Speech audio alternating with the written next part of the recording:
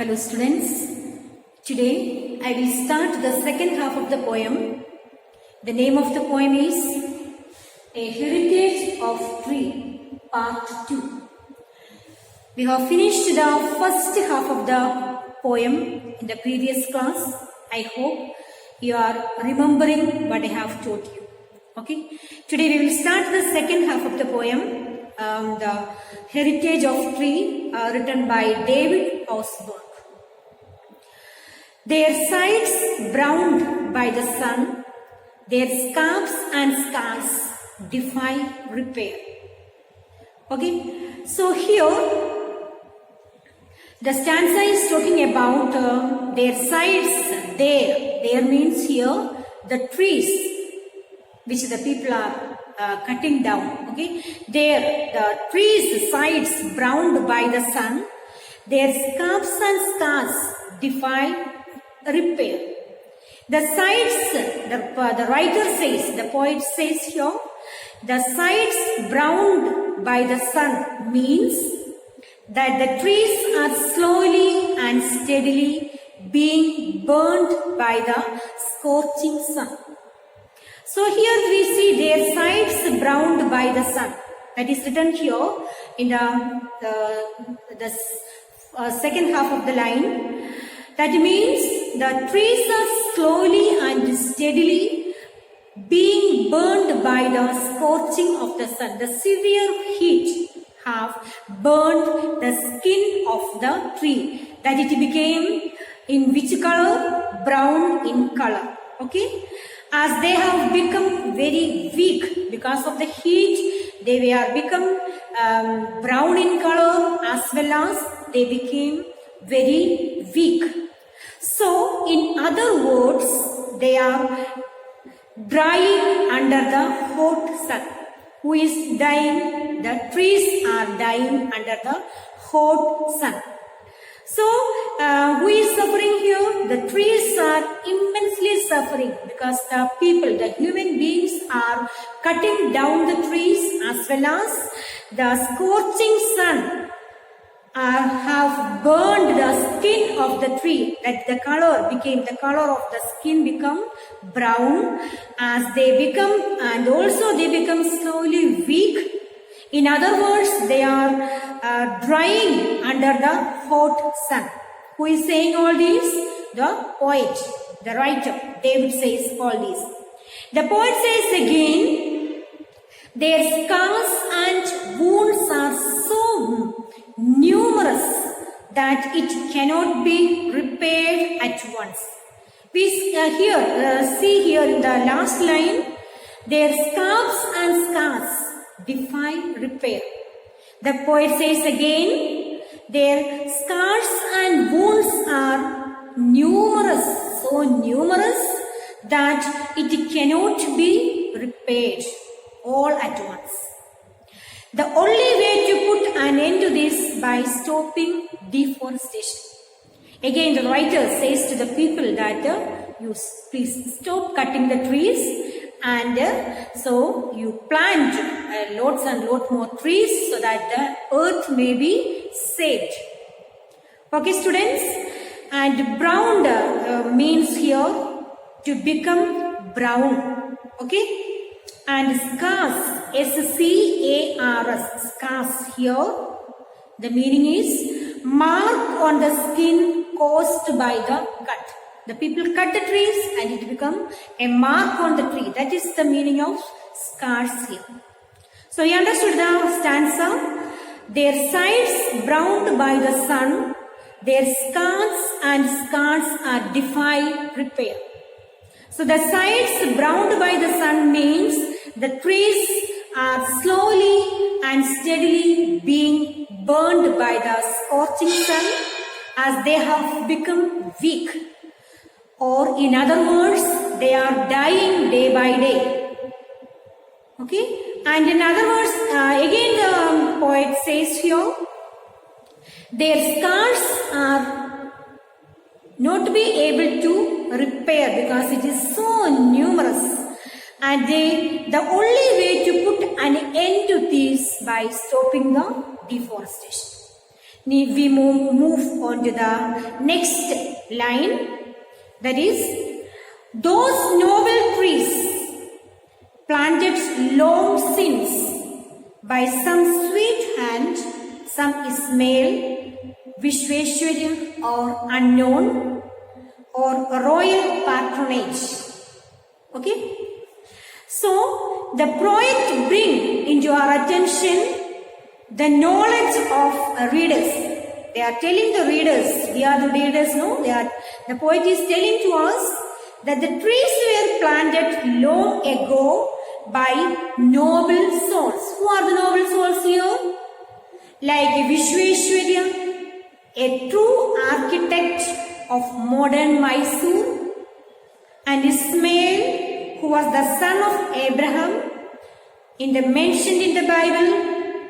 The royal people planted the trees as well as to support for their future generation, so that they could enjoy the beauty of the nature and live a healthy life. So in this stanza, the poet says that those noble trees planted long since. So who are the noble souls here mentioned in the book? Vishweshwarya, who is a true architect of modern Mysore, and Ismail, who was the son of Abraham mentioned in the Bible, and the royal people, those who are kind-hearted people, have planted the trees. For why they planted the trees? They planted the trees to support the future generation, to protect and support the future generation, so that they could enjoy the beauty of the nature and live a healthy life. So we see the trees, plenty of trees around us. It is not we who are the one who planted, no? Your grandparents might have planted that, your father, great-grandparents have planted that. So, and we enjoy the fruit. Okay, we the children are enjoying the fruit of the hard work of our forefathers. Okay, so that is what it is telling. The writer says, so that they could enjoy the beauty of the nature and live a life joyfully. And we move on to the next line. Let them come now from some more peaceful shade to look once more on their life's work. So you need to understand that when we talk about more peaceful shade, it is written there, more peaceful shade. What is it? It is a phrase, more peaceful shade. A phrase that refers to heaven. Refer to heaven means where our God and Goddess sit. A peaceful place it is, no? More peaceful than the earth. Okay, so when we talk about a peaceful shade in the stanza, that is a phrase that refers to heaven, which is further more peaceful than the earth. Here the poet asks the noble people who have planted the trees. You remember who are the noble people who planted the trees? Yes. The Vishweshwarya, Ismail, those who are kind-hearted people. Okay, those who have planted the tree. The poet is asking for them to come down from their dwelling place and what they have to do, and that is heaven, and to witness what the human have done to their hard work. So the poet is again telling to those people who are noble people who have planted the trees in early days, in a long ago, to come down and see and to witness what the human beings have done on this earth for their hard work. Okay, they will indeed very disappointed and hurt. So they will not be happy, no, if they see the situation on this earth. They are cutting down the trees which they have planted. The people are cutting down. They will be very upset to see the situation on this earth. So the poet is asking the noble people from their dwelling to come down and to see the situation, present situation, what is happening on this earth. By seeing that, surely they will be so upset. Now we move on to the last stanza of the poem. Trees for the people Let all enjoy them, hack them, cut them up, so that the fires that cook the village food shall burn more hot. Trees are our heritage and ours so holy. And through these lines, the poet says his helplessness by using that till the people enjoy cutting and hacking and using trees for cooking. So the poet tells here, trees for the people. Let them all enjoy them, hack them, cut them up. So by these lines, the poet says, or poet expresses his helplessness, and he says to the people that you please go and cut the trees, hack them and use them for cooking. And he is very helpless, he cannot do anything, and he states that trees are our heritage and that is the reason they are using for holy purposes.